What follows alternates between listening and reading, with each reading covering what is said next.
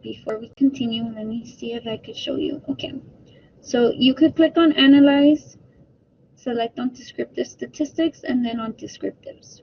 This will give you this little thing again where you would want to change it to the name of the variable, and select gender and height. Let's see the options that you get. Okay, so as you can see, in the descriptives option, you could still run some of those statistics. It won't give you all of them, but you could select the mean, the standard deviation, the minimum, the maximum, the variance, the range.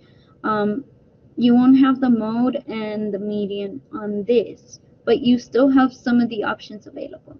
So we're going to click on continue, press OK, and then I will give you to you like this.